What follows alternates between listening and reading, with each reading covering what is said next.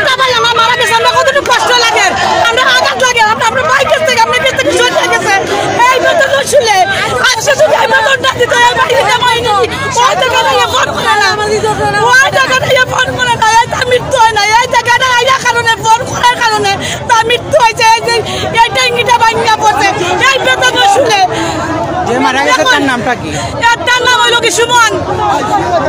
উসমানী মেডিকেলের ভিতরে যেগুলো সরকারি ভবন আছে অনেকগুলো পরিত্যক্ত, তো ওইগুলো যদি সরকারের আওতাধীন যারা সকাল থেকে আমরা খাওয়া দাওয়া করছি আমরা ওই অবস্থায় সারাদিন আমরা সবাই কিছু চাই সুস্থভাবে মানে বিল্ডিংগুলো কাজগুলো করতো, তাহলে দুর্ঘটনা ঘটে না, পুনর্নির্মাণ করতো, তাহলে আজকে এই দিন দেখা লাগতো না। আমাদের একজন আউটসোর্সিং কর্মচারী মারা গেছে। ওনার বাড়ি কোথায়? ওর বাড়ি মাগুরা, ওর বাড়ি মাগুরা। ইনি কি উসমানী আত্মীয় চাকরি? উনি উসমানী চাকরি করে। কিন্তু পানির ট্যাঙ্কি আছে, পানির ট্যাঙ্কি আমাদের স্টাফ আউটসোর্সিং স্টাফ সুমন উনি নাইট ডিউটি করছে, ওইটা সারাদিনে ঘুমতি করছে উঠে অন্য বইয়া ফোনও মাতে তার ওয়াইফের লোকে তার দেশের বাড়ি মাতার পরে যে ফোনও মাতে তো 3 মাস ধরে বেতন না, এরপরে প্রেশার বিভিন্ন লাগান করো তার ফ্যামিলিগত একটু সমস্যা সম্ভবত আমরা যতটুকু জানি। ফোনও মারছে মাতার পরে ও ফোনও মাথার মাঝে হঠাৎ করে অন্য পানির ট্যাঙ্কির পিডাব্লিউর পানির ট্যাঙ্কি একটা আছে, পানি ট্যাঙ্কির সব ছাদ ভাঙ্গিয়া ফেরে তার সরাসরি তার মাথার উপর। এটা কি নতুন না পুরাতন? যেটা এটা অনেক আগে, প্রায় 70-75 বছর আগে, কিন্তু ইনার যে এলাকার যারা আছে সবাই কমপ্লেন দিছে যে এগুলা সংশোধন করার লাই, কিন্তু পিডাব্লিউর খানো এখনো নেয় নাই। এখন এই যে ঘটনাগুলো ঘটাইছে একমাত্র খালি তার গাফলাতির কারণে, আর নাইলে আজকে আমার এক ভাই ইনো যায় না। কিন্তু ইনো ভাগ্যবাল আল্লাহর রহমত আকলা শুক্রিয়া যে দুর্গাপূজার বন্ধ হিসাবে নাইলে যে দোকানে কন্টিনিউ একবার ইটানি ডক্টর নার্স লাগাইয়া 15-16 জন মানুষ কন্টিনিউ থাকে, কিন্তু আজকে দুর্গাপূজার বন্ধ লাগি একজন মানুষ হইল, দোকানও বন্ধ আর হেও ফোনও মাথার আর কোনো দুর্ঘটনা হয়েছে না, যার কারণে একজন ব্যক্তিও মারা গেছে। আজকে যদি দোকানটা খোলা থাকতো বন্ধ হইতো না, একজন নিয়ে আজকে না হইলে 10-15 জন প্রাণ আজকে যাইতো। কয়টার সময় ঘটনা বাইক হয়েছে 1:30টার দিকে, 1:30 মিনিটের সময়। সবচেয়ে দুঃখজনক বিষয় সে তার ফ্যামিলির সাথে কথা বলতেছিল তখন, এই সময় সে ইন্তেকাল করেছে।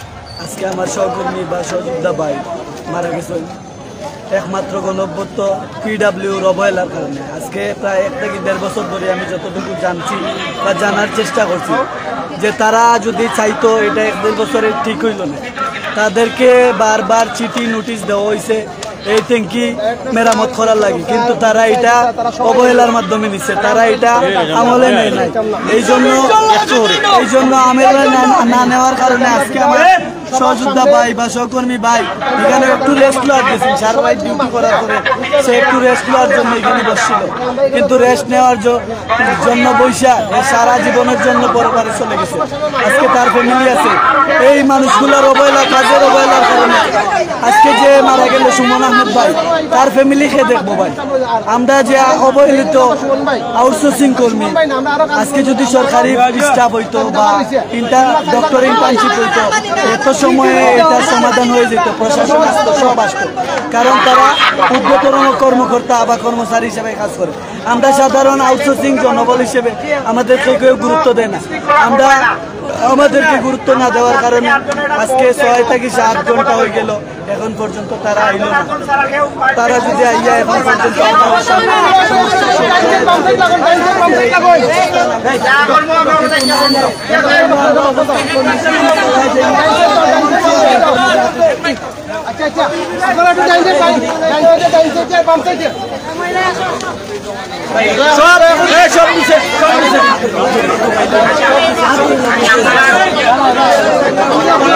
সবাই শুনেন, সব নিচে সবাই জানি বিতর্ক একটা ঘটনা ঘটে গেছে। আমাদের একজন সহকর্মী মানে আকস্মিকভাবে মৃত্যুবরণ করছেন, এটা আমরা সবাই জানি। বিকালবেলা আপনাদের নেতৃত্ব সহ আমাদের 1 মিনিট আমার কথা শুনলেন একটু, সহকারী পরিচালক সহ আপনাদের যে নেতৃবৃন্দ হাসান আছেন, দেলোয়ার আছেন, আমরা বসছিলাম এবং আমরা এটার জন্য দুঃখ প্রকাশ তখনই করা হয়েছে এবং আমরা এটার সাধ্যের সাথে কথা বলে এটার সর্বাত্মক একটা ব্যবস্থা করা হবে এই ধরনের একটা আশ্বাস দিয়েও আমরা মানে বিচার অফিস ত্যাগ করছিলেন। তারপরেও আমরা অত্যন্ত সুকাতুরভাবে এবং আপনারাও ধৈর্য ধরেই নিয়মতান্ত্রিকভাবে আপনাদের একজন সহকর্মীর মৃত্যুতে এটা করাটাই স্বাভাবিক। এখন এই পরিপ্রেক্ষিতে আমাদের হাসপাতালের সম্মানিত উপপরিচালক স্যার আসছেন আপনাদের সাথে কথা বলার জন্য। স্যারের কথা আপনারা শুনেন, স্যার আপনাদেরকে অবশ্যই একটা শান্তনামূলক আশ্বাস। সবাই কথা বলবেন না, আপনারা স্যারের কথা শুনেন। কোনো ধরনের আমাদের সম্মান, এখন আপনাদের সাথে কথা বলবেন, কোনো কিছু মাথা যাই না। Doctor Mahbub Alam sir. আসসালামু আলাইকুম। আসলে নিউজটা খুবই হৃদয় বিদারক। মানে আপনি কল্পনা করতে পারেন একজন মানুষ চা খেতে বসেছে, নিশ্চিন্তে ডিউটি করে সারা রাত ডিউটি করে এসে খেতে বসেছে। ওই সময় আমিও বাসায় গিয়েছি, খেতে বসেছি, সেও বসেছে, কিন্তু তার মাথায় উপর থেকে একটা বোল্ডার এসে পড়ে সে জায়গায় মৃত্যুবরণ করেছে। এটা আসলে এর চেয়ে মর্মান্তিক আর কিছুই হতে পারে না। মানে ওই যে পরিবারকে দুঃখ প্রকাশ করার মতো ক্ষমতা এবং ভাষা আসলে আমাদের কারোই নাই। ভাই আপনারা কি বলেন, আছে? ওর পরিবারকে কে সান্ত্বনা দিতে পারবে? এরকম কেউ কি এখানে আছে? কেউ কি তার বাচ্চা যে আছে, সন্তান আছে, স্ত্রী আছে, মা আছে, তাকে কে ফিরে দিতে পারবে? পারবে না। আর এই যে মৃত্যুটা, এই মৃত্যুটা কি কারো কামনার মধ্যে ছিল? মানে কেউ কি ইচ্ছা করে চায় যে কেউ একজন এভাবে মারা যাক? চায় না।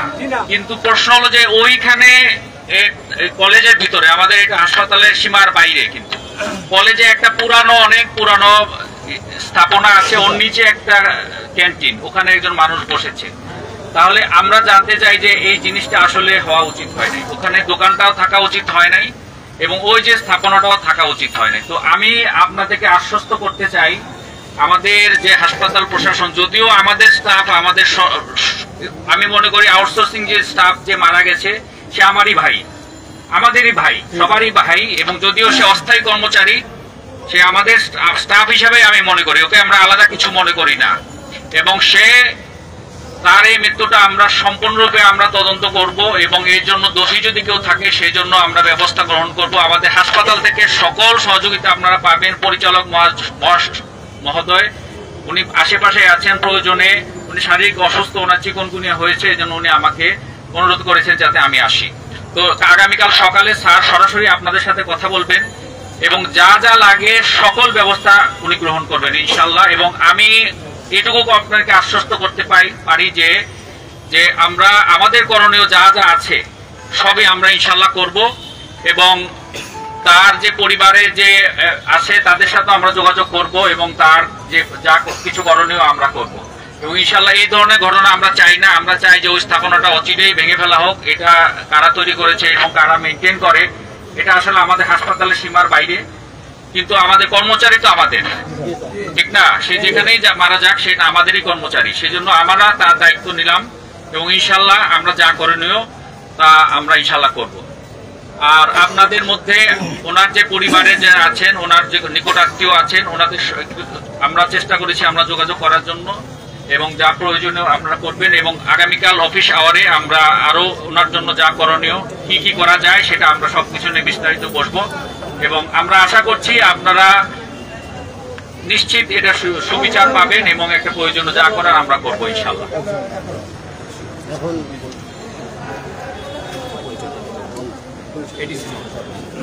আমাদের এখানে এসে উপস্থিত হয়েছেন আমাদের ADC note Shahadat Hossain sir. আমি স্যারকে অনুরোধ জানাচ্ছি আপনাদের উদ্দেশ্যে কিছু বলা।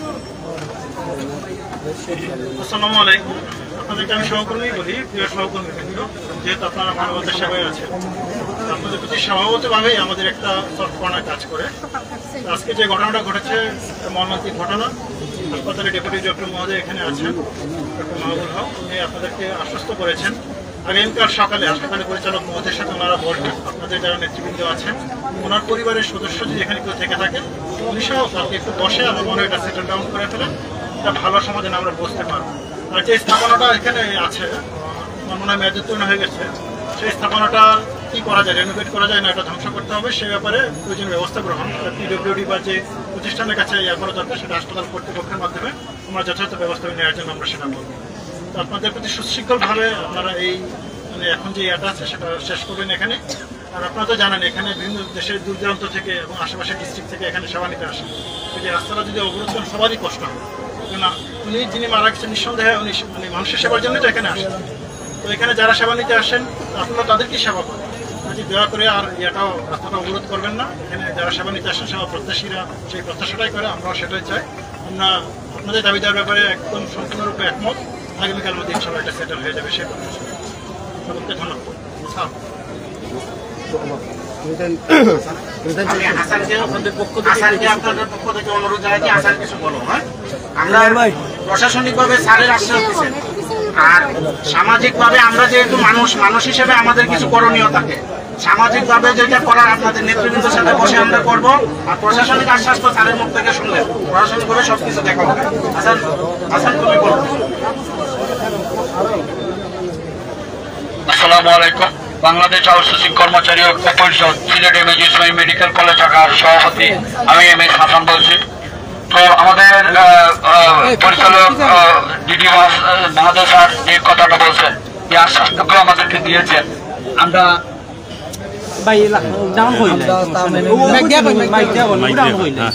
তা মেনে নিলাম। তবে আমাদের দুই একটা কথা আছে। কথাটা হচ্ছে, আমরা দুপুর 1টার সময় ঘটনাটা ঘটলো, এখন বাজে সন্ধ্যা 6টা, এখন পর্যন্ত আমরা রাস্তায় থাকলাম কেন? প্রশ্ন, আপনার বিবেকের কাছে প্রশ্ন। আর যদি বাংলাদেশ আউটসোর্সিং কর্মচারী না হয়ে এটা যদি সরকারি কর্মচারী হতো, তাহলে হয়তো মানে আজকে এই যে প্রশাসন বলেন, পুলিশ প্রশাসন বলেন, মেডিকেল প্রশাসন বলেন, কেউ কিন্তু মানে তাৎক্ষণিক কিন্তু সরাসরি চলে আসতেন। কিন্তু আমরা আউটসোর্সিং কর্মচারী হওয়ার কারণে আমরা 4 ঘন্টা রাস্তায় ছিলাম। এই কথাটা আমি স্পষ্ট ভাষায় সবাইকে বলি, আমরা কিন্তু এই দেশের নাগরিক। আমরা কিন্তু অনার্স মাস্টার লেখাপড়া করার পরও কিন্তু পেছি সরকার, হাসিনা সরকারের সময় কিন্তু আমার মামা জাতীয় জামাত করে বিদায় আমার চাকরি হয় নাই। এরকম অনেক ভাই ব্রাদার আছে যে সরকারি চাকরি হয় নাই শুধু বিএনপি করে জামাত করে কারণে, অথবা আত্মীয় নিকট আত্মীয় জামাত বিএনপি করার কারণে, আমাদের চাকরি না হওয়ার কারণে আমরা শেষ উপায় না পেয়ে কিন্তু আউটসোর্সিং এর মাধ্যমে আমরা চাকরি করি। আমরা বছর কিন্তু আমরা টেন্ডারের মাধ্যমে আসি, আমরা কিন্তু সর্বোচ্চ এখানে আমরা সেবা দিয়ে যাই। কিন্তু দিন শেষে কি হয়, বছর শেষে আমরা আবার রিনিউ করতে হয়, নয়তো আমাদের চাকরি থাকে না। 2 বছর 1 বছর পর তো 6 মাস পর শেষ। তো আমাদের প্রশাসনের কাছে আমাদের বিনীত অনুরোধ থাকবে, বাংলাদেশ আউটসোর্সিং কর্মচারী ঐক্য পরিষদ কেন্দ্রীয় কমিটির যে আন্দোলনটা চলতেছে, ঠিকাদার বাতিল করে যে আমাদের যে আউটসোর্সিং কর্মচারীদেরকে স্ব প্রতিষ্ঠানে, সরকারি প্রতিষ্ঠানে স্থায়ীকরণ করার জন্য, সেদিকে একটু দৃষ্টি রাখবেন। আর আমাদেরকে আপনাদের ভাই, আপনাদের সন্তান, আপনাদের নিকট আত্মীয় ভাবে আমাদেরকে একটু সহযোগিতা করবেন। আমাদেরকে দেখা যায় একটা ওয়ার্ডে কিন্তু 200 রোগী থাকে, কিন্তু আমাদের কর্মী দেওয়া হয় 1 জন। আর দিন শেষে ওই 1 জনের কাছে কিন্তু একজন কিন্তু দোষারোপ হয়। আচ্ছা আপনি বলেন, 10 জন মানুষকে 1 জন মেনটেন করা সম্ভব? সেই জায়গায় 200 মানুষকে 1 জন কিভাবে মেনটেন করবে? তারপর দেখা যায় যে সব দোষ আউটসোর্সিং কর্মচারীদের। তারপর সরকারি যে কর্মচারী যারা আছে, ওরা তো আলহামদুলিল্লাহ যে ওনারাই বিডিআর, ওনারাই প্রশাসক, ওনারা আমাদেরকে সকালে বলেন রাত্রি ঘুম শেষে নাকি আমাদের চাকরি নেই। আমরা কি রোহিঙ্গা? আমরা কি এই দেশের নাগরিক না? আমাদের কি চাকরি করার অধিকার নাই? আমরা কি এখানে সেবা করি না? আমাদেরকে প্রতিনিয়ত আমাদেরকে খারাপ ভাষায় গালাগালি করা হয়।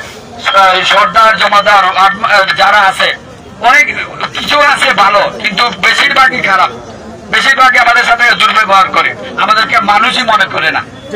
সেই কারণে আমাদের সৌভাগ্য হয়েছে যে আজকে এই দুর্ঘটনার কারণে আমাদের দিদি মহোদয় স্যার আমাদের পাশে আছে, যে কারণে দুঃখের 2টা কথা বলতে পারলাম।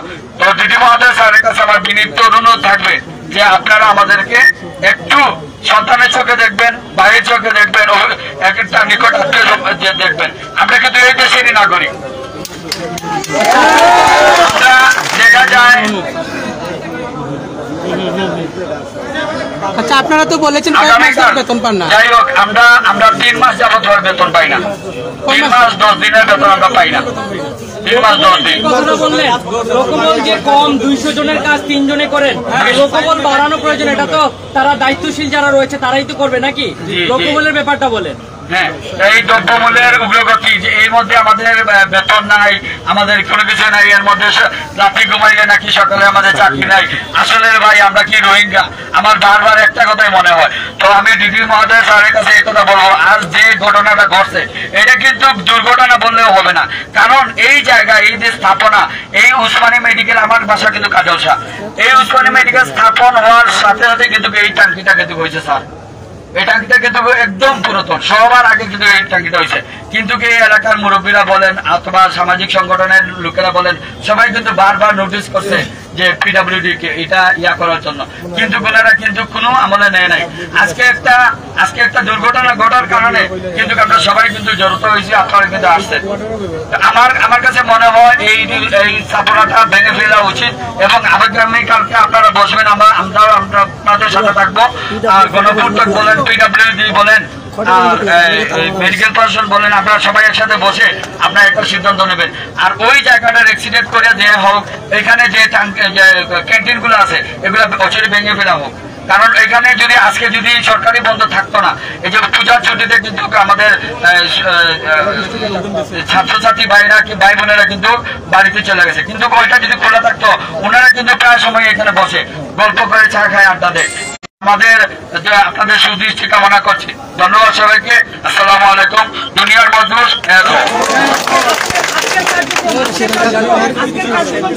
তো আজকের আমাদের ডিডি মহোদয় স্যার এসে আমাদেরকে সন্তুষ্টজনক একটা প্রস্তাব দিয়েছেন, আমরা সেই প্রস্তাবে রাজি হয়েছি। আমি সভাপতি MS হাসান এবং দেলোয়ার হোসেন সাধারণ সম্পাদক, আমরা আপনাদেরকে বলছি আপনারা আপনাদের নিজ নিজ কর্মস্থলে চলে যান, আমাদের আন্দোলন বর্তমানে স্থগিত। আর যদি এরকম যদি আমাদের আর কোনো কিছু হয়, কাশিম কালকে যদি পিডব্লিউডি বলেন আর গণপূর্তক বলেন, ওনারা যদি না আসে, ওনারা যদি না বসে, পরবর্তীতে আমরা আপনাদেরকে সবার কিছু জানিয়ে দেবো। আচ্ছা, ওনার যেই দাবিগুলো, আজকের যে দাবি এই ঘটনার প্রেক্ষিতে, এই দাবিগুলো মানলাম যে স্থগিত, আজকের এই এখান থেকে একটি সমাধান আসবে, কিন্তু ওনার যে দাবিগুলো ছিল যে বেতন এবং লোকবলের যে ব্যাপারটা, এই ব্যাপারে আপনি কি নিশ্চিত করবেন?